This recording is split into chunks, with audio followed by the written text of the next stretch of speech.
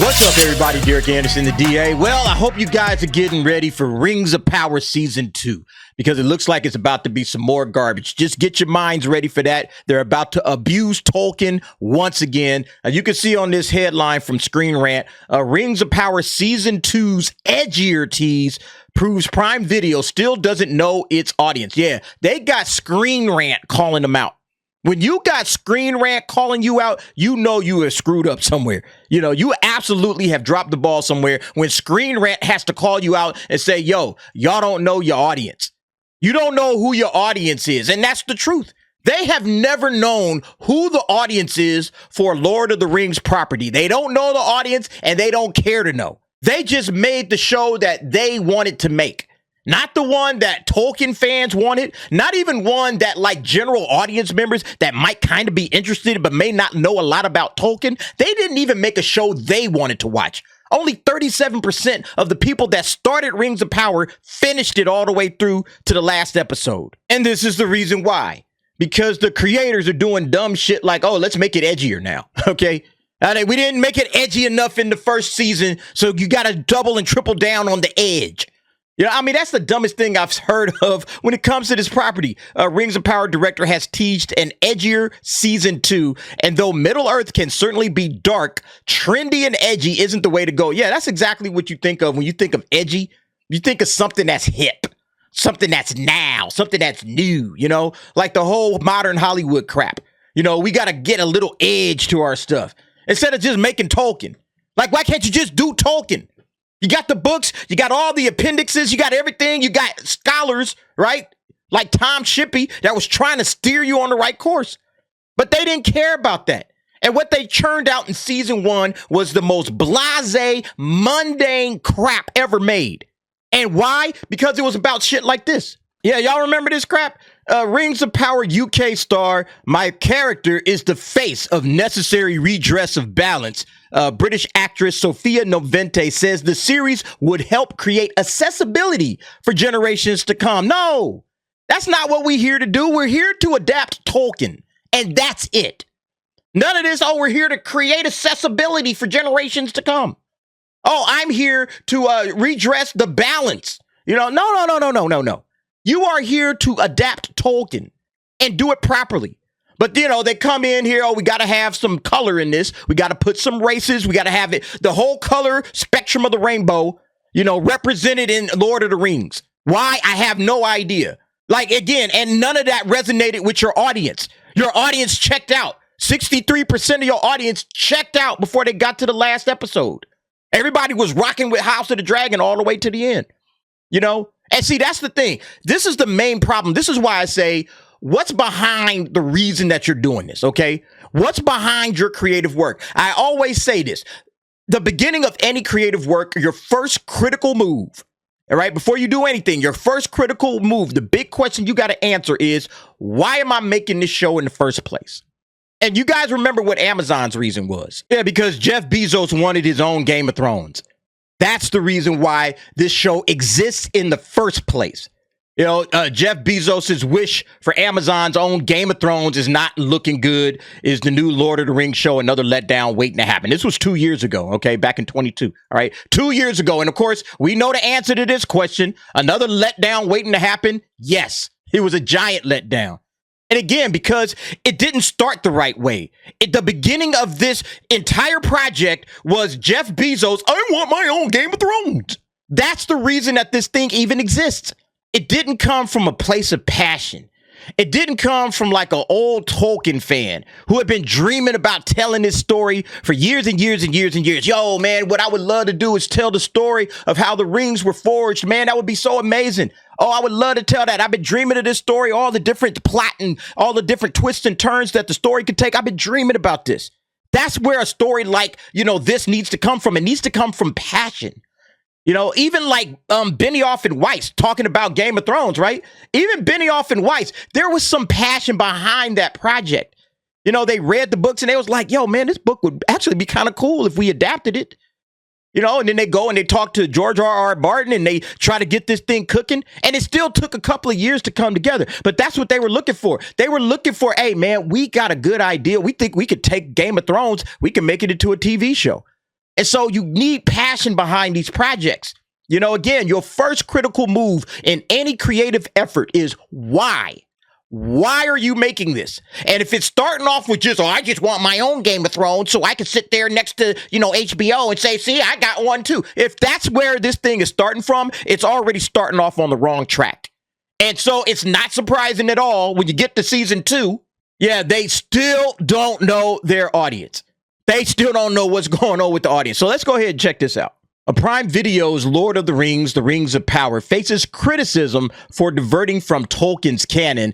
Season 2 of the series will be darker and edgier, which may not align with the established tone of Middle-earth. The potential shift towards edginess could disrupt the balance and whimsy that Season 1 achieved, risking a negative impact on the show's reputation among Tolkien's enthusiasts. I mean, doesn't it already have this? We talking about risking. It's already down with a lot of Tolkien enthusiasts, people that know the lore, people that read the books, people that have like a certain expectation of Lord of the Rings. Like I said, they're trying to be darker. They're trying to be edgier. It sounds like they're trying to go more into that Game of Thrones territory, right?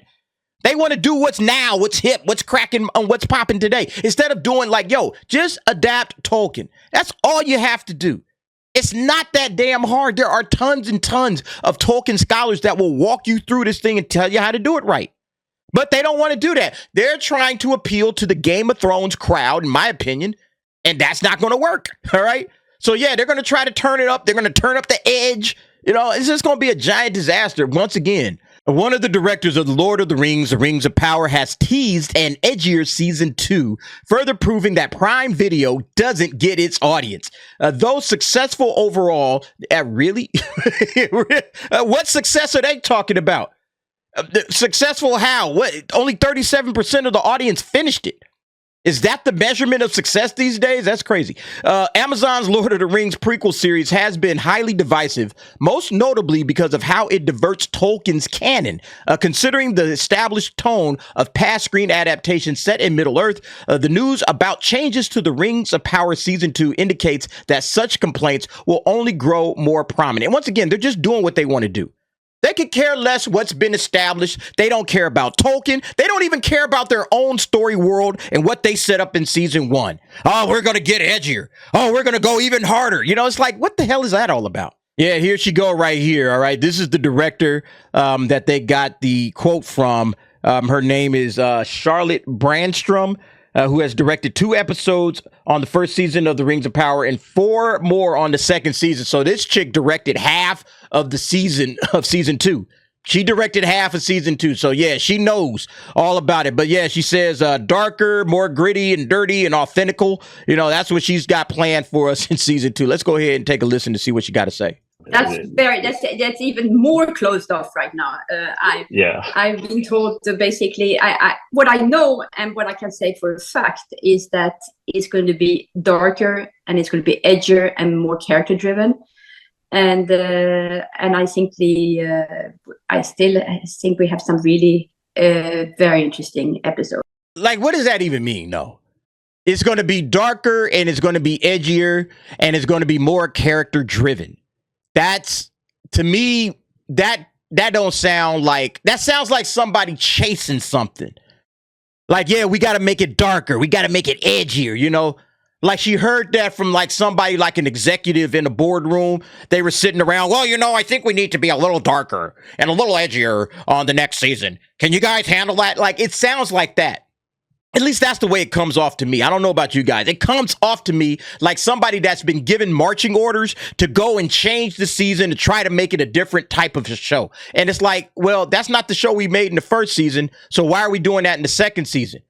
And I guess it didn't work. It had 63% of the audience checked out. So maybe that's the reason why you go darker and edgier. But is now are we doing Tolkien? I mean, we've diverted from Tolkien heavily.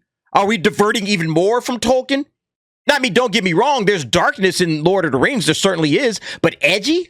Edgy comes off to me is, we got to be hip. We got to be different. We got to do what they're doing. What are the kids doing? They're edgy. It's like, it comes off to me like that. At least that's the way I see it. I don't know if you guys see it the same way. That's how I'm reading it. I think coming up, I watched all of them over Christmas, to just the cuts. And no, I think it's going to be a very good season. We try to make it more gritty, sort of a little bit more dirty, I guess, not in the image, but to make it as authentic as possible. And like, what does dirty and gritty got to do with it? I mean, is that just, hey, and she says it's not in the image. So it's not like, okay, we're just going to dirty it up, make it more, look real, like authentic. Like, okay, yeah, these guys were, it's Middle Earth, they're in the muck and the mire and, things are not as clean, so, okay. But she said it's not even just that. So what is it then? What are you doing with this show? They don't know. Again, this comes off to me like somebody watched Lord of the Rings, some executives sitting on the Amazon Studios board, and they said, nah, man, we got to go in a different direction. Go watch these episodes of Game of Thrones and House of the Dragon. Go watch House of the Dragon. We want something like House of the Dragon, which is what Jeff Bezos wanted. He wanted his own Game of Thrones. And so that's what all of this comes off to me like. That's where they're going. They're going edgier. They're going grittier because they saw what Game of Thrones did and they want to duplicate that instead of just doing Tolkien. It's just ridiculous. Yeah, and here's another one that I just spotted, all right? This clip from Film Updates. Morphic Clark tells us what to expect from Rings of Power Season 2 at the BAFTAs. Lots of villains. Let's listen to this. So, what can I say about Season 2? I would say there's a lot of new villains, which we're excited about. I love a villain, and yeah, that's probably all I can say. Be safe. I mean, yeah, that's just, again, that sounds like, yeah, we're going to add some more villains. We're going to add some more dirt, some more darkness, some more edge. I mean, that's what it sounds like these cats are doing.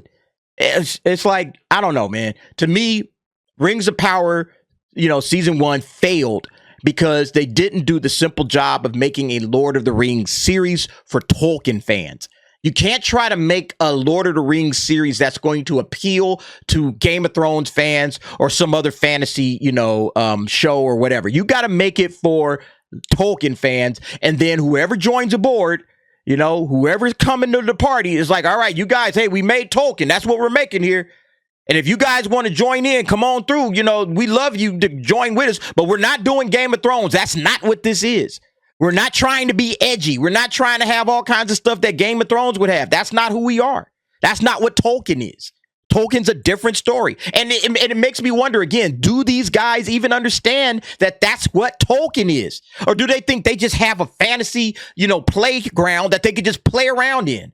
It's like, oh, we can do whatever we want to do. We can throw in, just get some characters, get some story points, and let's take off and let's go. And we don't have to stick to the canon, because we're pulling from like appendices and everything. We can flesh this out. We can add to this.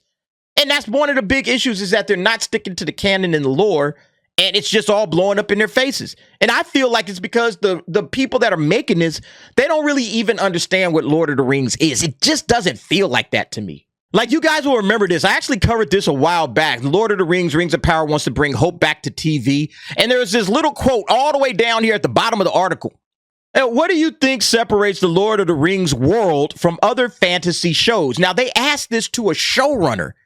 They asked this to this guy here, J.D. Payne, one of the showrunners. Look at how he answers this right off rip. I'm sure there are comparative critics who would be better suited to answer that than we are. What the hell, man? You can't tell me a simple answer as to why the Lord of the Rings world is different from other fantasy shows.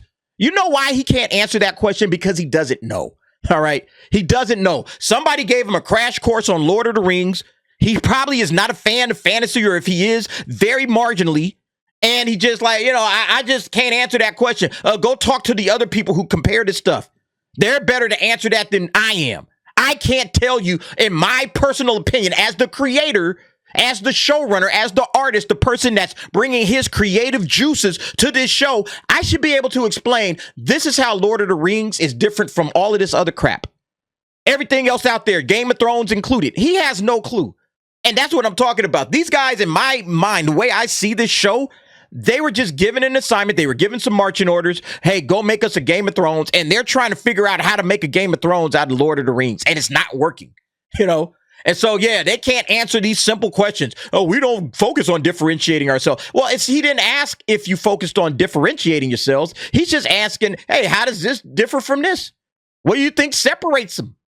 You know, and the number one thing I would answer is, hey, man, Lord of the Rings is like the kingpin. It's like the one that started the high fantasy genre. Everybody is just kind of peeling off Lord of the Rings. Lord of the Rings is like at the top of the pyramid. You know, it's sitting on top. And everybody else is just falling in its wake. That's Tolkien. You know, he created, in my opinion, he damn near created the genre, at least modernly, the way we look at it now. He's the creator of that. You know, all of these fantasy art, everybody owes homage to Tolkien. And that's what I would have said it just straight up like that.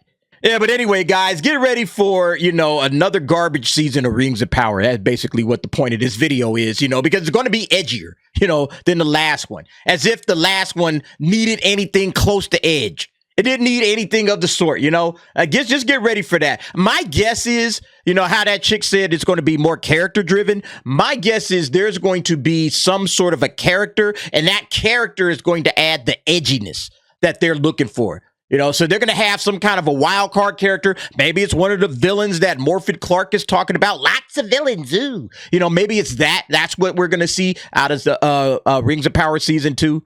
But either way, it's just going to be hot garbage, all right? You can already tell just by the way this thing is coming off, you know. But we'll see, and we'll give it a fair opportunity. You know, maybe this season they get some of this stuff right, you know. I mean, my confidence is in the absolute toilet when it comes to this show. You know, but we'll see what happens. I don't think we even have a release date. They've said 2024, but we haven't seen anything as of yet. But we'll see what happens. You guys let me know what you think about this. Jump down in the comments. Give me your thoughts and opinions on that.